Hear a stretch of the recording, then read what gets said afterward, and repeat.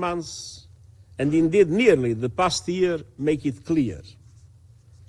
It's high time for an immediate ceasefire in Gaza, with the immediate and unconditional release of all hostages, the effective delivery of humanitarian aid to Palestinians in Gaza, and irreversible progress to a two-state solution.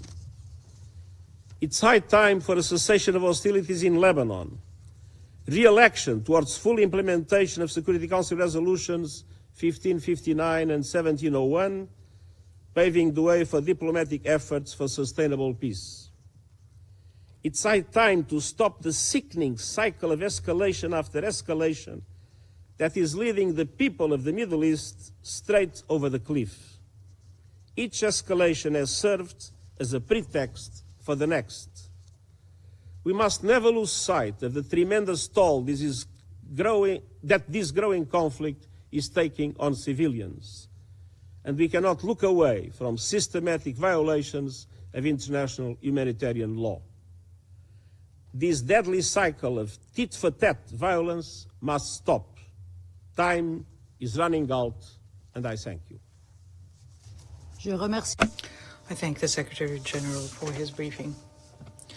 I now give the floor to those council members who wish to make statements.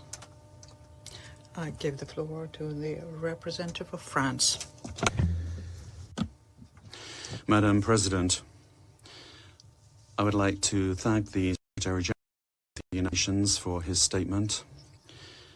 And I would like to state once again that he has the full support and trust of France.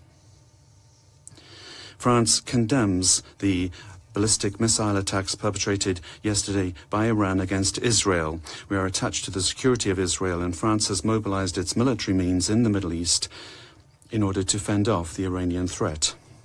We call upon Iran to abstain from any action that could lead to additional destabilization and a regional conflagration. We also condemn the terrorist attack that targeted civilians in Jaffa. France would recall the need to put an end to military escalation in the region, which is only worsening instability and increasing insecurity. And the civilian populations are the first victims of this. In Lebanon, the situation is serious. Military operations are intensifying. The Israeli army carried out land incursions on Lebanese territory in violation of Lebanese sovereignty, and Hezbollah is pursuing its attacks against Israel. As recalled by the Minister for Europe and Foreign Affairs of France, Jean-Noël Barrot, on his visit to Beirut on the 30th of September, France opposes any Israeli land operation in Lebanon, and we call for a cessation of indiscriminate attacks against civilians. France condemns the Israeli air attacks that have led to a considerable number of civilian victims, as well as the attacks of Hezbollah against Israel and its population. We need a ceasefire as soon as possible in Lebanon. France urges the parties to, without delay, answer the call to consider the proposals of the President of the French Republic and the President of the United States, with the support of our partners, with a view to bringing about a ceasefire, opening up a pathway to a diplomatic resolution of the conflict. It is important that we restore the sovereignty and territorial integrity of Lebanon. In South Lebanon, the situation is clear. There must be full implementation of Resolution 1701. It is recognized by Lebanon as well as by Israel as the framework to bring about lasting stability along the Blue Line, and it offers security guarantees for both countries. Those that have been displaced must be able to return home in full security in Israel as well as in Lebanon. France reaffirms its commitment to UNIFIL, and we salute the work of the Blue Helmets of the force. With around 700 soldiers, France is doing its part. All the parties to the conflict must guarantee the protection of the Blue Helmets. That is an obligation incumbent upon them. France also recalls the need for an immediate ceasefire and lasting ceasefire in Gaza, making it possible for there to be complete humanitarian access to the civilian population, the immediate release of all hostages, and a resumption of negotiations in order to effectively implement the two-state solution. Madam President, civilians must always and everywhere be protected. France would recall the imperative of respect for international humanitarian law. It is high time for the Security Council to show unity and to speak with one voice, demanding that we work towards de-escalation in the region. France is pursuing its efforts in this regard with our partners. I thank you. I thank the representative of France for their statement. I now give the floor to the representative of the United Kingdom. President. And let me start by thanking the Secretary General for his briefing and reiterate our full and unequivocal support to him and to the UN as they seek to address this crisis. The events this week are gravely concerning. Yesterday, the Iranian regime launched over 200 ballistic missiles at Israel. We categorically condemn this act of aggression, which escalates an already dangerous situation. As my Prime Minister said yesterday, Israel has our full support in exercising its right to defend itself against Iranian aggression. President, we are deeply concerned about the prospect of further escalation in Lebanon and across the region. We have been clear. All our efforts now must be on stopping this cycle of violence. Iran and its allies across the region must exercise restraint and step away from the brink. We've been clear. My Foreign Secretary has consistently called for a ceasefire in Lebanon by Lebanese Hezbollah and Israel, and the implementation of a political plan in line with UNSCR 1701. We have been clear.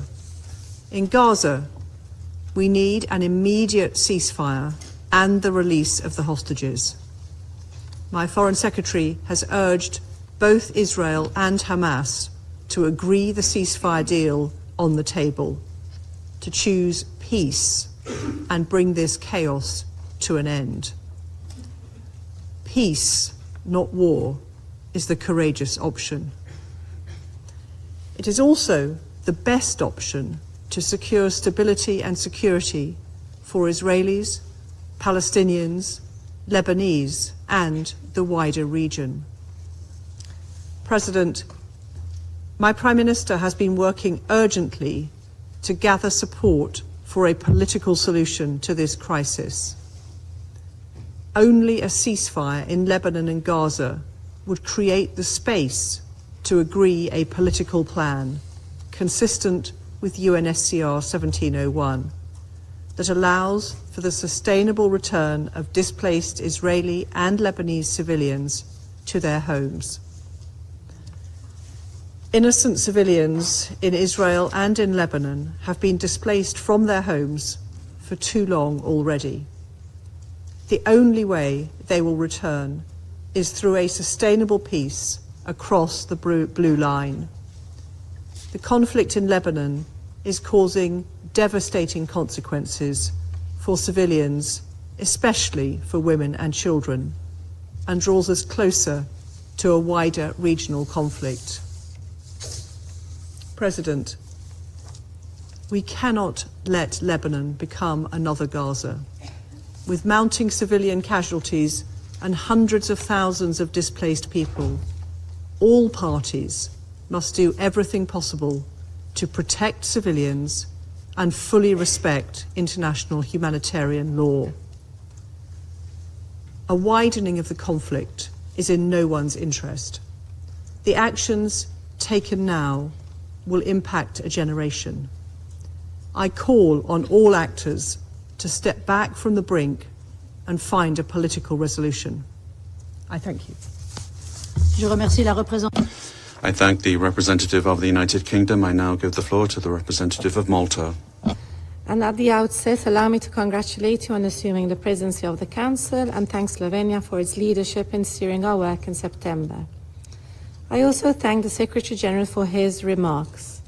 I reiterate our continued and unwavering support to him and thank him for his continued leadership and moral compass whilst guiding this organization through such difficult times. Malta echoes the Secretary General in condemning the continued and escalatory hostilities across the Middle East. This vicious cycle of violence, inevitably leading to a regional conflict, is extremely concerning. It must be brought to an end. Repeated strikes across Lebanon and Israel, and Israeli operation across the Blue Line, continued rocket fire into Israel by Hezbollah, and the latest Iranian missile attacks on Israel, together with continued rhetoric and threats by relevant parties to continue escalating.